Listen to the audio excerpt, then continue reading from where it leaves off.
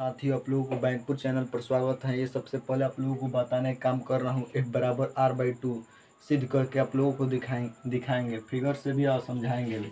ठीक है, तो फिगर पहले देख लीजिएगा। ये है F बराबर R/2 होता है कि नहीं, यानी कि क्वेश्चन तैयार कैसे होगा आप लोग समझते रहिएगा।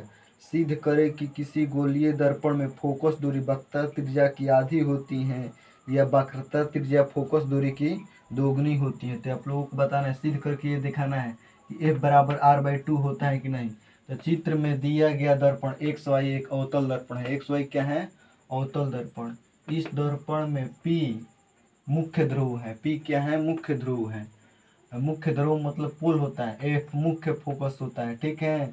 C वक्रता केंद्र है। क्या है? कर्वेचर बोलते हैं इंग्लिश में। इस दर्पण में अनंत बिंदु से एक बिंब आ रही है।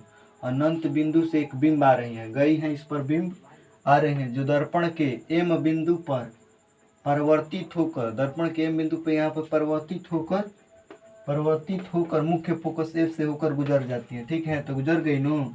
अब इसी के आगे आप लोगों को क्रम में बढ़ते हुए प्रकाश के परिवर्तन के नियम से आप लोग समझते होंगे कि प्रकाश के परिवर्तन क्या है। तो उसी नियम से, तो प्रकाश के परिवर्तन के नियम से हम जानते हैं कि कोण I बराबर कोण R के बराबर होता है। तो कोण I बराबर कोण R, कोण NMC बराबर FCM। ठीक बा, एकांतर कोण हो गया। दोनों बराबर हो गया ना, तो एकांतर कोण हो गया। ठीक है, कोण I बराबर कोण I के बराबर, ये बराबर ये भी, यानी कि R I के बराबर हो जाता है।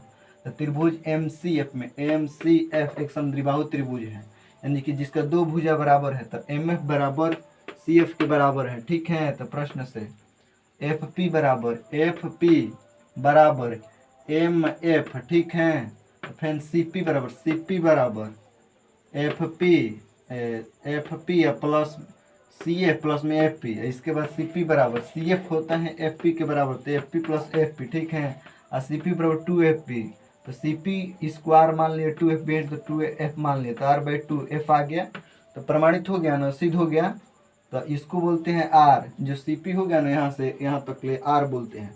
और 2FP आया ना, FP, तो 2FP, तो इसको F बोलते हैं, फोकस बोलते हैं। ठीक है, तो इसी अब कोई पूछेगा कि उत्तल दर्पण की फोकस दूरी धनात्मक होती है। कैसा होता है? धनात्मक। ठीक है, फोकस दूरी धनात्मक होता है प्लस में। और अवतल दर्पण की माइनस में होती है। अवतल दर्पण की फोकस दूरी कैसा होता है? तो माइनस में होता है। ठीक है, तो उसी तरह से आप लोगों को क्वेश्चन देगा, हम आगे बताने का आप लोगों को काम कर रहे हैं, ध्यान देते रहिएगा। ठीक है, तो कोई क्वेश्चन दे देगा कि एक अवतल दर्पण की वक्रता त्रिज्या 9 सेंटीमीटर है, तो इस दर्पण की फोकस दूरी क्या होगा? एक अवतल दर्पण की वक्रता त्रिज्या कितना है?